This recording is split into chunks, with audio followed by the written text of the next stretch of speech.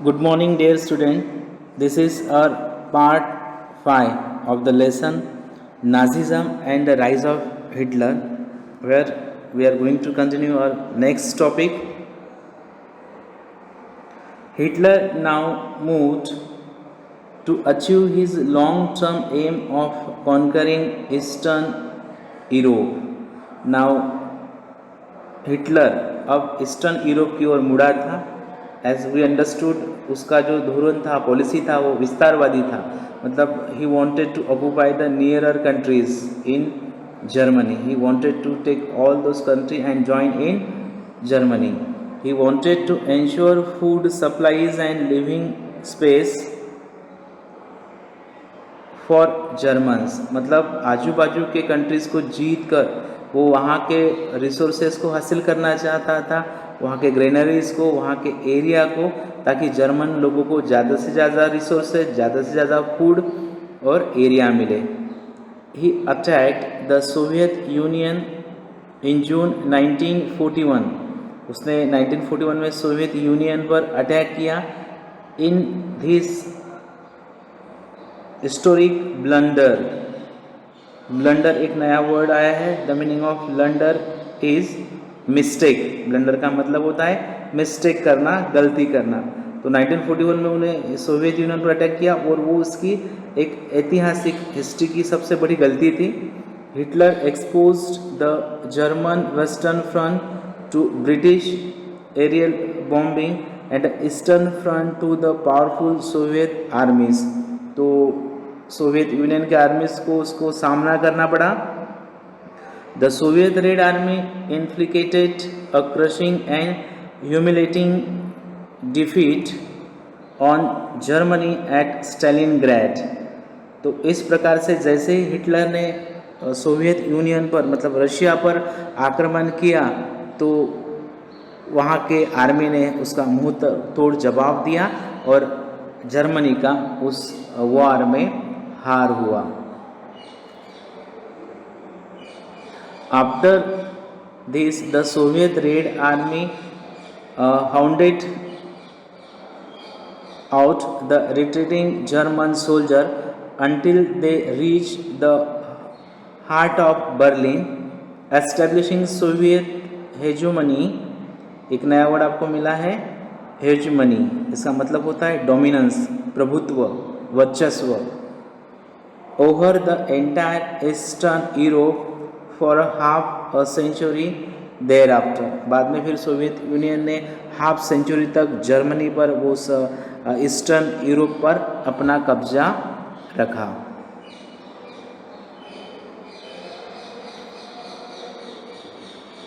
Meanwhile the USA had resisted involvement in the war. अब जो USA था, United state of America, उसने ये सेकेंड वर्ल्ड वॉर में इन्वॉल्वमेंट करने को मना किया था. It was unwilling to once again face all economic problem that the first world war had caused. क्योंकि ऑलरेडी फर्स्ट वर्ल्ड वॉर में यूएसए ने एंट्री ली थी विथ एलिट कंट्रीज़ के साथ. तब भी उसका नुकसान होता है, क्योंकि युद्ध करना अच्छी बात नहीं होती है. उसमें इकोनॉमी का स्पॉइल होता है, पैसा जाता है, सोल्जर मरते हैं, बहुत नुकसान होता है, आर्थिक नुकसान. But it could not stay out of the war for long. लेकिन यूएसए सेकेंड वर्ल्ड वॉर में ज़्यादा दूर नहीं रह सका. उसका कारण आगे दिया है. Japan was expanding it's power in the east. क्योंकि जापान जो है एक्सिस पावर का एक मेंबर था, एक्सिस ग्रुप का मेंबर था, वो अपना पावर ईस्ट दिशा में बढ़ा रहा था. It had occupied French Indo China and was planning attacks on US Naval bases in the Pacific. मतलब उसने इंडो चाइना का पार्ट तो लिया था, अब वो यूएस पर नवल बेसेस पर अटैक करने की प्लानिंग में था. When Japan extended its support to Hitler and bombed the US base at Pearl Harbor. अब देखो जापान ने क्या किया. Because Japan, Germany, Japan and Italy, this were the members of axis power, we understood. And England, France and Russia, USA were the member of allied power. तो अब Japan ने क्या था, Japan extended its support to Hitler. Japan ने Hitler को अपना support दिया and bombed the US base Pearl Harbor एक प्लेस था, वहाँ पर यूएस में अटैक किया जापान ने। The US enter the second world war, बाद में फिर यूएस को भी वॉर में आना पड़ा क्योंकि जापान ने अटैक किया था यूएस पर, इसलिए यूएस अब उसने एंट्री ली थी। The war ended in May 1945 with Hitler's defeat and the US dropping of the atom bomb on Hiroshima in Japan.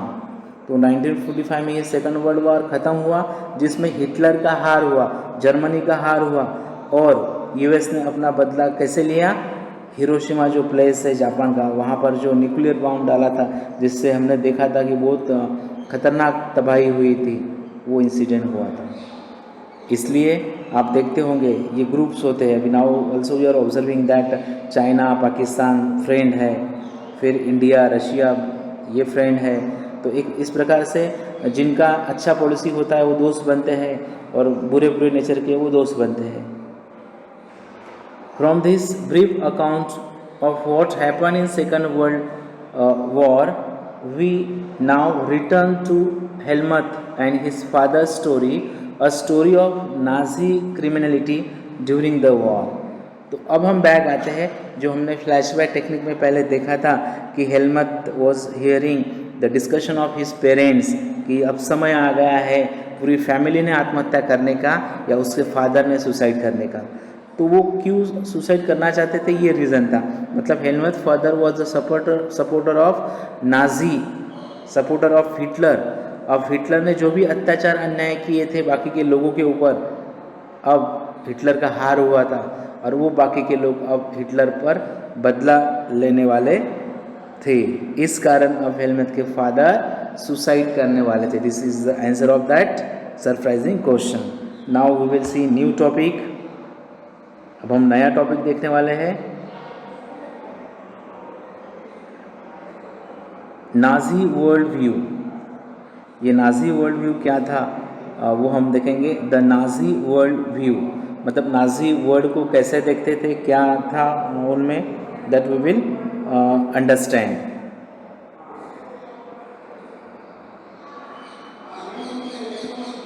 The crimes that Nazi committed were linked to a system of belief and a set of practices. मतलब Nazi ने जो भी crime किए वो उनका एक belief था, उनका विश्वास था, उनकी धारणा थी और एक प्रैक्टिस की थी, वो सिस्टमेटिक एक प्लानिंग था। नाजी आइडियोलॉजी वॉज सिनोमस एक नया वर्ड मिला है हमको, उसका मतलब होता है, सिनोनिमस का मतलब होता है closely associated with, closely associated with. तो Nazi ideology was synonymous with Hitler's world view, मतलब हिटलर का वर्ल्ड के प्रति जो व्यू था उसका ही एक दूसरा रूप बोले तो नाजी आइडियोलॉजी थी। According to this there was no equality between people.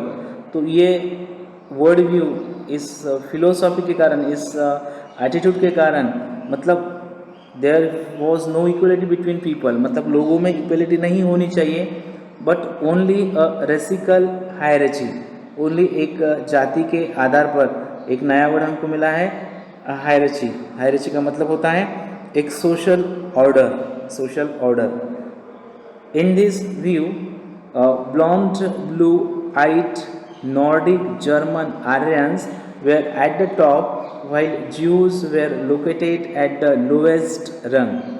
अब नाजी आइडियोलॉजी, नाजी लोगों की विचारसरणी कहती थी, कैसे थी कि जो ब्लू आँखों, नीली आँखों वाले नॉर्डिक जर्मन थे आर्यन, वो एक टॉप लेवल की रेस थी, जाति थी, धर्म था। While Jews were located at the lowest rung, और जूस जो थे जर्मनी में उनको वो एकदम नीचा समझते थे। They came to be regarded as an anti race, the arch enemies of the Aryan.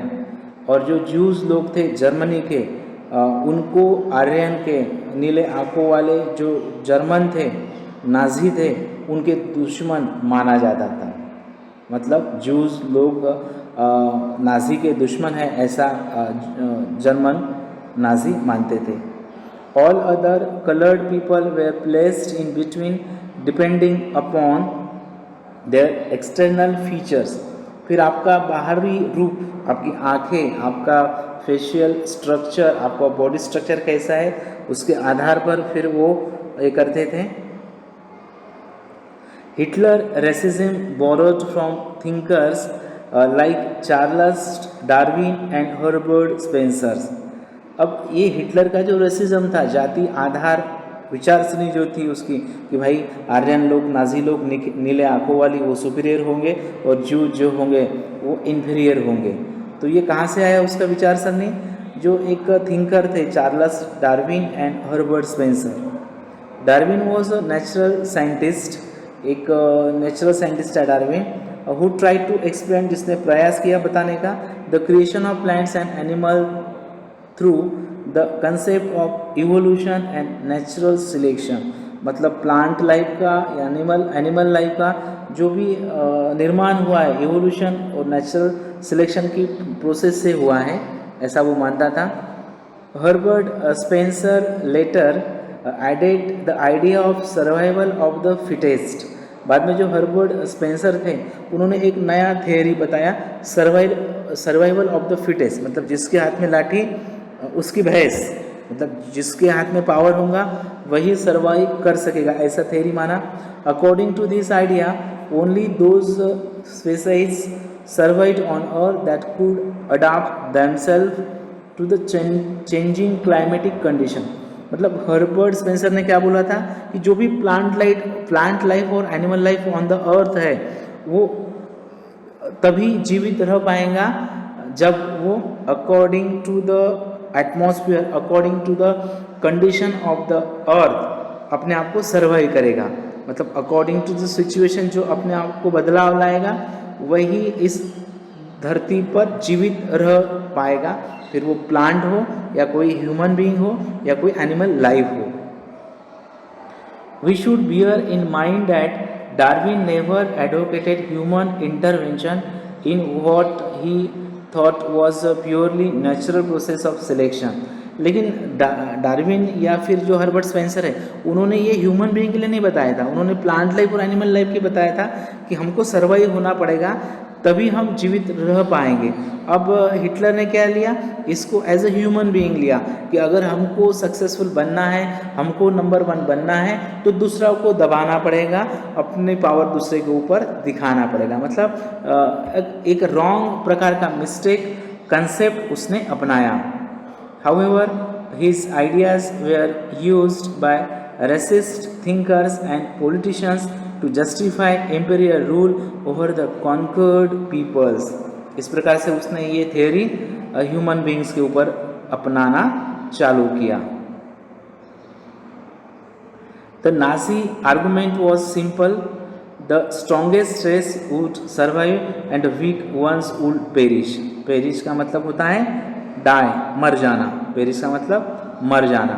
तो उसने क्या धारणा अपनाई थी कि जो भी स्ट्रॉन्गेस्ट रेस है वो जीवित रहेंगी पावर के साथ, ताकत के साथ, और जो भी वीक जमात होंगी, कास्ट होंगी, रिलीजन होगा, उसने मरना चाहिए। मतलब गलत धारणा ली। The Aryan race was the finest, it had to retain its purity, become stronger and dominate the world. तो आर्यन जो जाति है, जमात है, या नीले आंखें वाले जो नाजी है, जर्मन है, वो स्ट्रॉन्गेस्ट है और उन्होंने ही पूरे विश्व के ऊपर डोमिनेट करना चाहिए, वर्चस्व दिखाना चाहिए, पावर दिखाना चाहिए।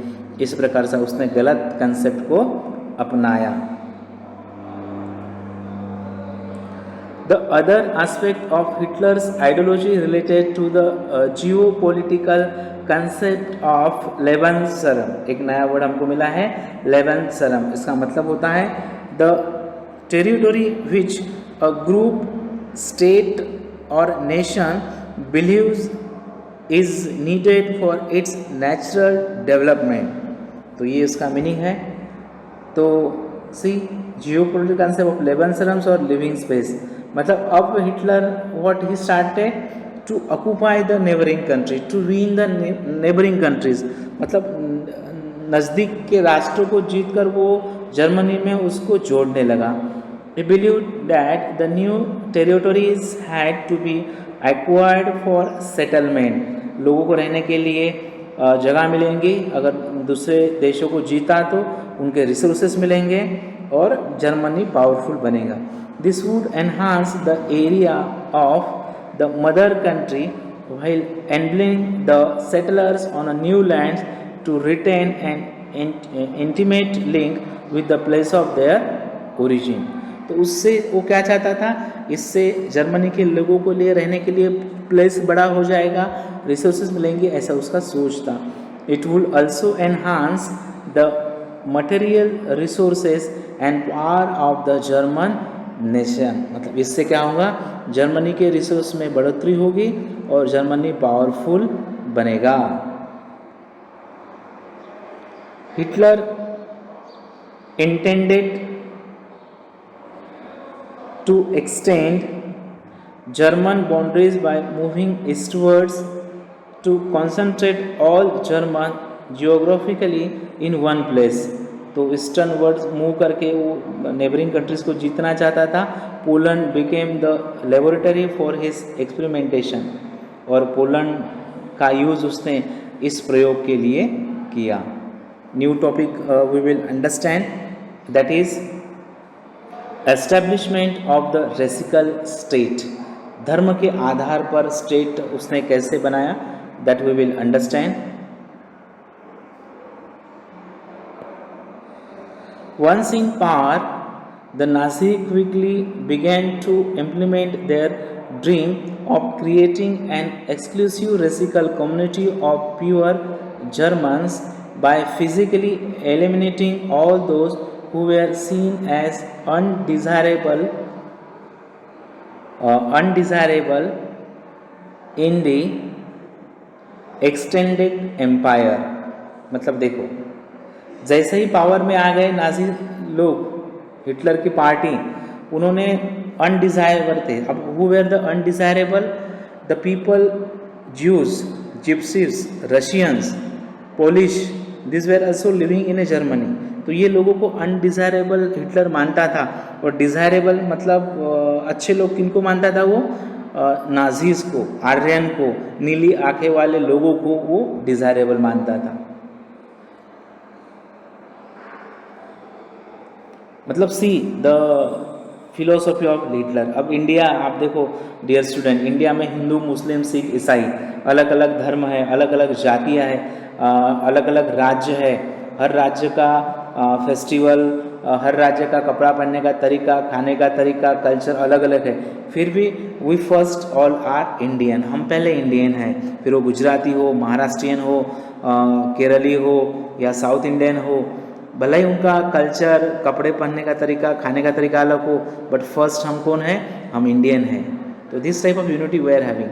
हम ऐसा किसी को तकलीफ़ नहीं देते हैं कि भाई मैं हिंदू हूँ तो मुस्लिम को तकलीफ़ दूंगा, फिर वो अगर मैं मुस्लिम हूँ तो पंजाबी को तकलीफ़ दूंगा. ऐसा हम नहीं करते हैं. कुछ कुछ लोग करते हैं जिनके गंदे विचार होते हैं और जिनका एजुकेशन प्रॉपर नहीं होता है, वो ऐसे मेंटलिटी के होते हैं. पर एवरेज में Indians are united, Indians are very knowledgeable.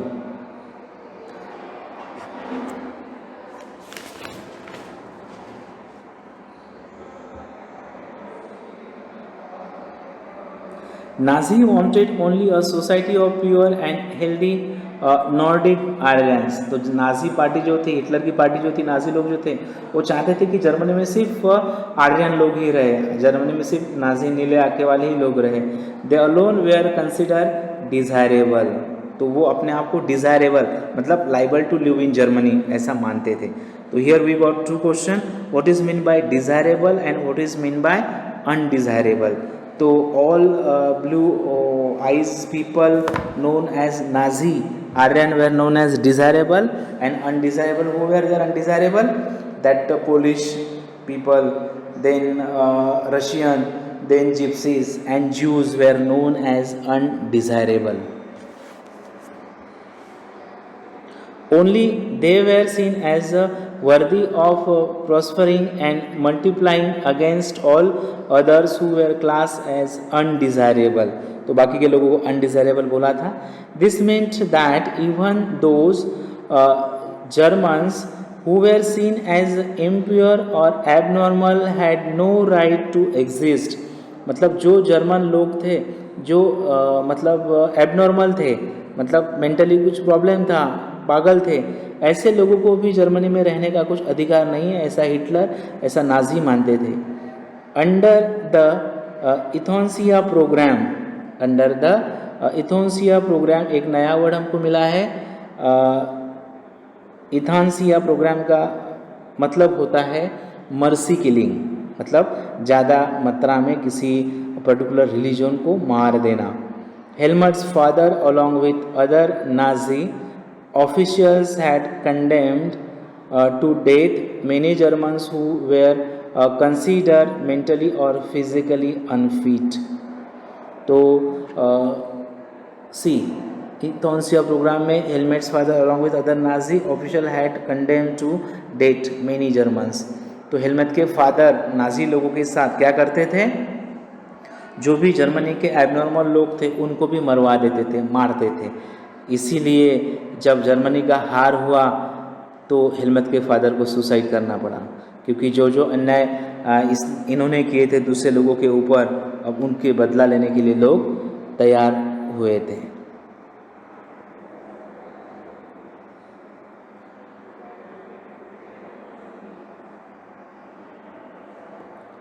Jews were not only community classified as undesirable, only Jews he undesirable नहीं थे जर्मनी में, तो कौन कौन थे? There were others, और भी थे. Many gypsies and blacks living in Nazi Germany were considered as racial inferiors who threatened the biological purity of the superior Aryan race. एक नया वर्ड हमको यहाँ मिला है gypsies.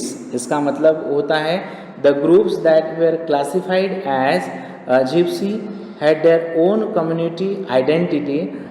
सिंथी and Roma were two such communities, many of them traced their origin to India. तो जो ऐसे लोग थे, ब्लैक थे नाजी जर्मनी में, उनको भी इन्फीरियर माना जाता था.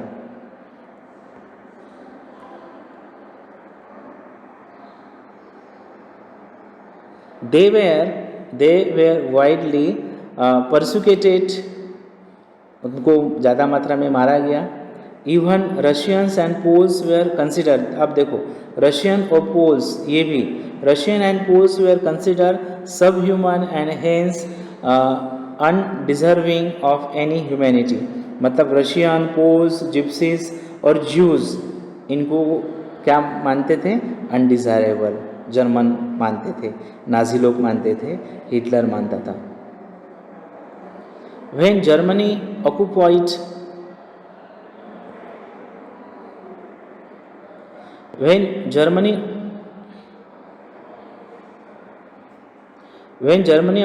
Poland and parts of Russia, जब जर्मनी ने पोलैंड और रशिया का पार्ट्स को ऑक्यूपाई किया, captured civilians were forced to work as a slave labour. और फिर जो भी लोग पकड़े गए थे from the Poland and Russia, तो उनको जर्मनी ने क्या किया, उन लोगों को गुलाम बनाया. Many of them died simply through hard work and starvation. भूख के कारण और ज़्यादा मेहनत के कारण बहुत से वह रशियंस एंड पोलैंड के लोग मर गए. मतलब कितना गलत अत्याचार अन्याय नाजी लोगों ने किया. मतलब नेबरिंग कंट्री के ऊपर अटैक करते थे और वहाँ के लोगों को अपना गुलाम बनाने थे, उनको खाने को कम देते थे और उनसे ज़्यादा काम करवाते थे.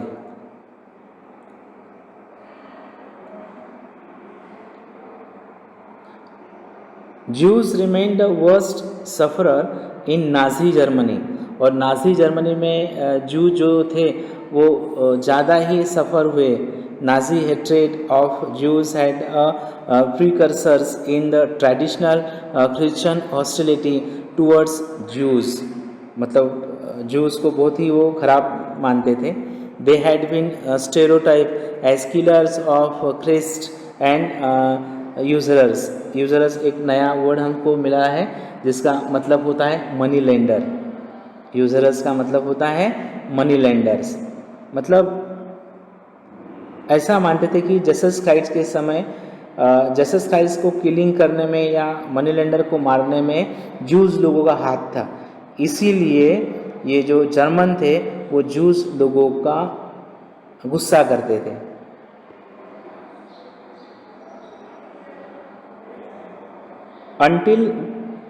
Until medieval times, Jews were barred from owning land। पहले फिर वहाँ से Jews को लैंड लेना नहीं होता था।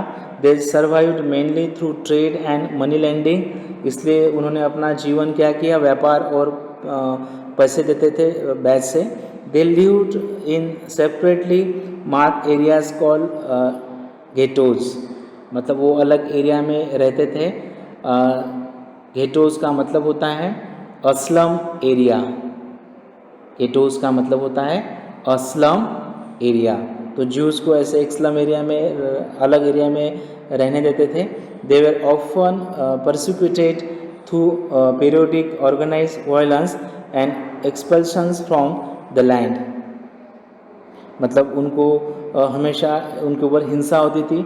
ज्यूज़ को कभी कभी मारा जाता था हिंसा करके।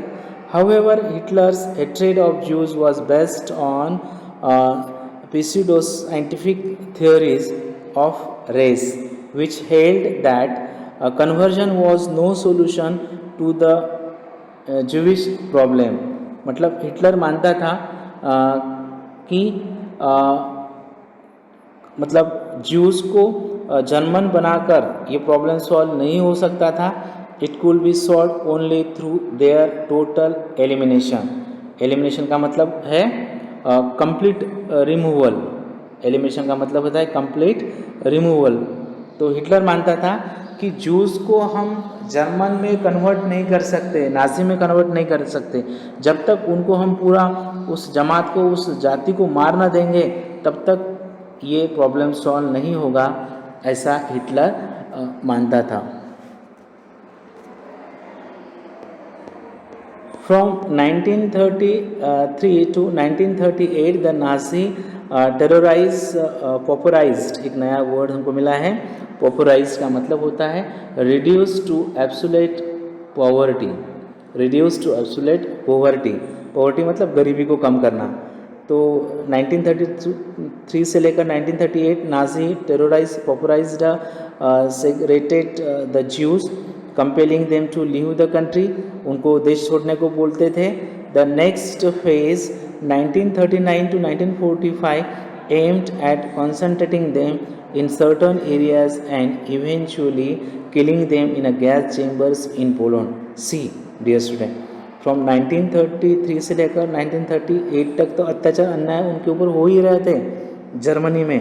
बट 1939 से लेकर 1945 में ये जो पीरियड हिटलर का था जर्मनी में, यहाँ तो वो क्या करता था, ऐसे ज्यूज़ को एक पर्टिकुलर गैस चेम्बर में, एक रूम में बंद करता था और उसमें पॉइजनस गैस को छोड़ता था और वो पॉइजनस गैस से उन ज्यूज़ को वो मरवा देता था। मतलब सी, एक ह्यूमन दूसरे ह्यूमन को कितना खतरनाक प्रकार से मारता था। Now dear student, new topic we will understand and that is the racial उतोपोई।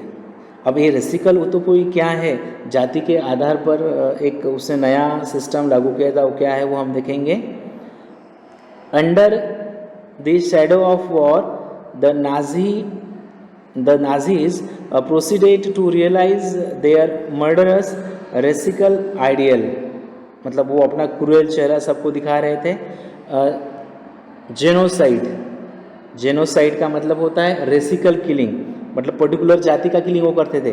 मतलब जर्मन नाजी किसका किलिंग करते थे, ज्यूस का, जिप्सीस का, पोलिश का, रशियन का। Genocide and war became two sides of the same coin. मतलब पर्टिकुलर जाति के लोगों को मरवा देना और युद्ध करना और नेबरिंग कंट्री को जीतना, यही हिटलर का काम हो रहा था। Occupied Poland was divided up, जो पोलैंड को ऑक्युपाई किया था उसको डिवाइड किया गया। Much of north western Poland was annex to Germany, जो उत्तर पश्चिम पोलैंड था उसको जर्मनी के साथ जोड़ा गया। Poles were forced to leave their homes and properties behind to be occupied by ethnic Germans brought in front of occupied Europe. मतलब जो एरिया लिया है वहाँ से लोगों ने अपना एरिया छोड़ना चाहिए और दूसरी जगह जाना चाहिए, ऐसा हिटलर बोलने लगा था। Poles were then हर्डेड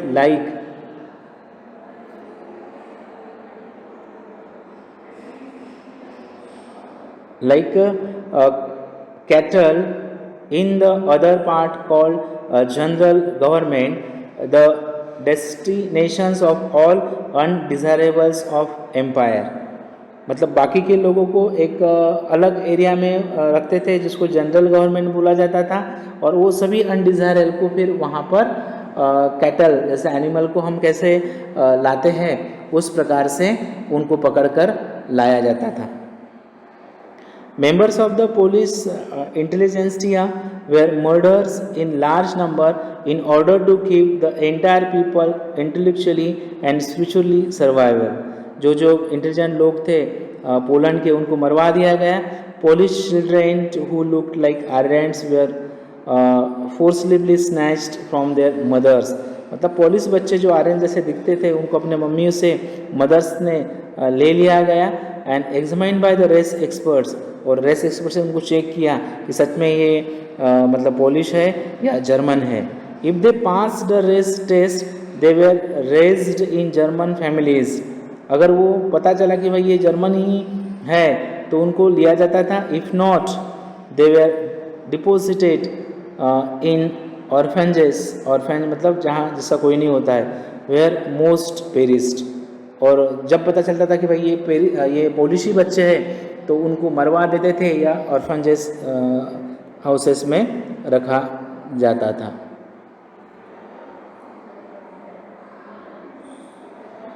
With some of the largest ghettos and gas chambers, the general government also served as the killing fields for Jews। मतलब जो जनरल गवर्नमेंट था वो भी एक किलिंग हाउस हुआ था इनके लिए, नाजी के लिए।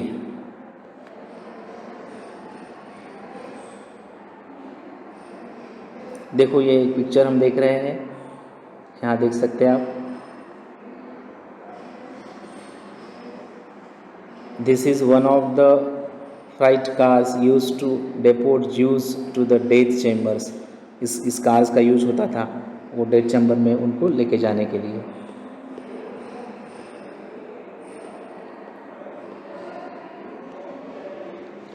एक नया टॉपिक हम देखने वाले हैं, that is youth in Nazi Germany.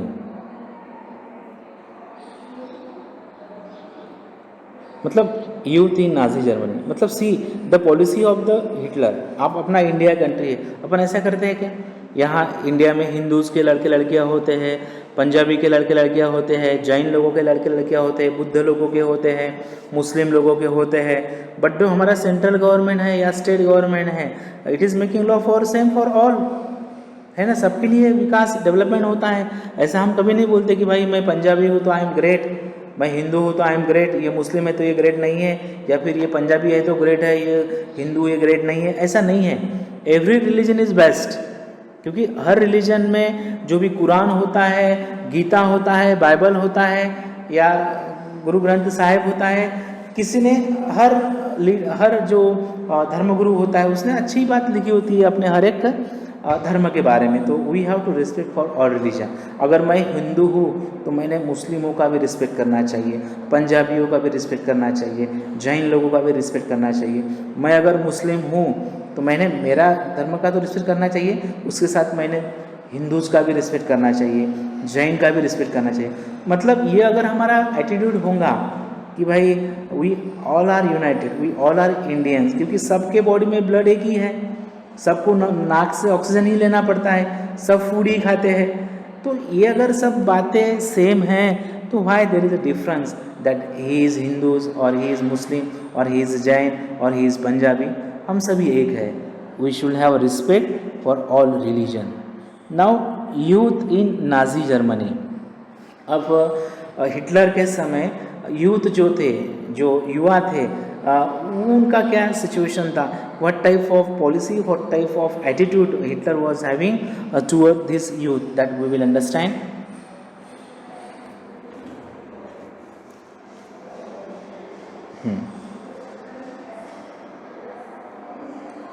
Hitler was fanatically interested in the youth of the country. एक नया वर्ड हमको मिला है,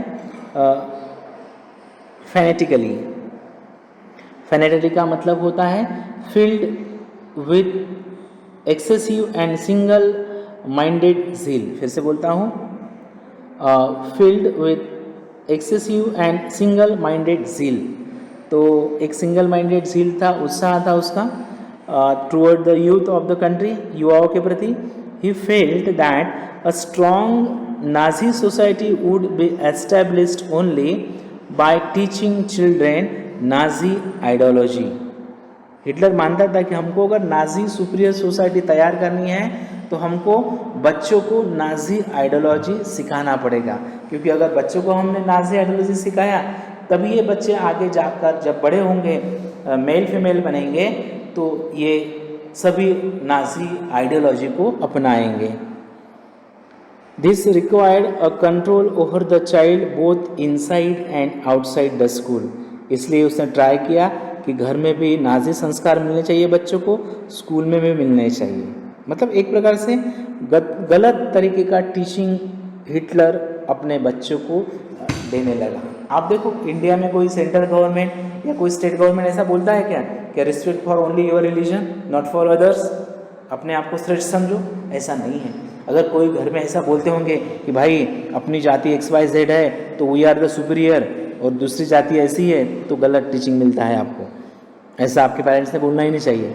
आपने पेरेंट्स ने आपको सिखाना चाहिए कि respect our religion as well as respect other religion also, respect our caste as well as respect for other caste. ऐसा नहीं है कि ये महाराष्ट्र का है तो ये गुजरात का है तो ये पंजाब का है इसलिए ऐसा ही है, और मैं गुजरात का हूँ तो मैं श्रेष्ठ हूँ। ऐसा नहीं सोचना चाहिए। All religion, all caste, all state are combined in India. What happened in school under Nazism? मतलब नाजीज़म के समय स्कूलों में क्या हुआ था वो हम देखने वाले हैं। All schools were cleansed and purified. अब देखो, this is the paragraph that you will get the answer that what type of attitude, what type of policies had Hitler accepted for cleaning the school। मतलब school के प्रति मतलब Nazi ideology spread करने के लिए Hitler ने क्या क्या पॉलिसीज अपनाई वो यहाँ दिया गया है। This mean that teachers who were Jews or seen as politically unreliable were dismissed. Hitler ने क्या किया, जो भी टीचर उसको लगते थे कि भाई ये ज्यूज है, जर्मन नहीं है, ऐसे ज्यूज टीचर को उसने स्कूल से निकाल दिया। चिल्ड्रेन वेर फर्स्ट सेग्रेटेड, चिल्ड्रेन को अलग किया गया। German and Jews could not sit together और प्ले टुगेदर। जर्मन और जूस बच्चे साथ में प्रे नहीं करेंगे, साथ में नहीं बैठेंगे। क्यों? क्योंकि हिटलर जो था वो रिस्पेक्ट देता था जर्मन को, नाजी को ज़्यादा, और जूस को हिटलर अपना दुश्मन मानता था। क्यों मानता था दुश्मन? हमने देखा है कि हिटलर का धारणा ऐसा था कि जसस क्राइस्ट का जो डेथ हुआ या पहले ज़माने जो भी मनी लेंडर का किलिंग होता था वो बिकॉज ऑफ दिस जूस होता था। इसलिए जूस जाति का हिटलर बहुत गुस्सा करता था। तो ऐसा नहीं होना चाहिए। अपने इंडिया में भी बेटा 40-50 साल पहले मतलब एक थोड़ा प्रॉब्लम चल रहा था सोसाइटी में। मतलब दलित लोगों को कुछ उच्च जाति के लोग थोड़ा नीचा समझते थे, और उनके रहने के प्लेस अलग होते थे, उनके कुएं अलग होते थे, उनके बच्चों को रीच जातियों के बच्चों के साथ स्कूलों में नहीं बिठाया जाता था। बट हमारे जो सोशल वर्कर थे, महात्मा ज्योतिराव फुले, सावित्रीबाई फुले, महात्मा गांधी या अलग अलग जो भी थे, लोकमान्य तिलक, राजा राम मोहन राय, तो ये लोगों ने क्या किया, सोसाइटी में ये गलत बातों के प्रति आवाज़ उठाया और वो डिफरेंस जो है वो डिस्क्रिमिनेशन जो है वो कम किया। Subsequently, undesirable children, Jews, the physically handicapped, gypsies were thrown out of the school। देखो, जूस बच्चे, फिजिकली हैंडीकैप, अपंग बच्चे, जिप्सीज जो भी थे वो स्कूल के बाहर फेंक दिए गए। And finally in the 1940s they were taken to the gas chambers. और 1940 में ऐसे जूस को, जिप्सीज को, एबनॉर्मल हैंडीकैप जर्मन को भी उन्होंने गैस चेम्बर में लेके गए और वहाँ पॉइजनस गैस छोड़कर उनको मरवा दिया। ऐसा गलत बात उन्होंने किया। Good German childrens were subjected to a process of Nazi schooling, जो अच्छे जर्मन बच्चे थे उनको स्कूल में लाते थे। A prolonged period of ideological training दिया उनको। स्कूल टेक्स्ट बुक्स वे री रिटर्न, स्कूलों की बुकें फिर से लिखी गई जिसमें नाजी आइडियोलॉजी को वैल्यू दिया, जूस वैल्यूज़ कम किए। Racial science was introduce to justify Nazi ideas of race, Nazi ideas को वैल्यू दिया। Stereotypes about Jews were popularized even though the math classes, मतलब Jews के प्रति नीचा inferior feeling बढ़ाया। Children were taught to be loyal and submissive, hate Jews and worship Hitler। बच्चों को क्या सिखाया गया कि आप Jews का हेट करो और हिटलर का वर्शिप करो। आपके घरों में कोई बोलता है आपको ऐसा कि भाई तुम अपने धर्म को मानो, दूसरे को गालियाँ दो, या XYZ को ही मानो, बाकी को ये करो? ऐसा नहीं बोलते हैं हम, क्योंकि we love for all. Even the functions of sports was no nurture a spirit of violence and aggressions among children. बच्चों को ऐसे गुस्से वाले बनाया। Hitler believed that boxing could make children iron hearted, strong and masculine. Hitler मानता था कि boxing जो है वो बच्चों को एकदम गुस्से वाला और पावरफुल बनाएगा, क्योंकि वो बच्चों को एकदम गुस्से वाला बनाना चाहता था, पावरफुल बनाना चाहता था। मतलब एक प्रकार से एक गलत टीचिंग वो बच्चों को कर रहा था। So dear student, this was all about this part. अब इसका बचा हुआ पार्ट जो है वो हम अगले दिन अगले पार्ट में देखेंगे। Till then, good bye, have a nice day.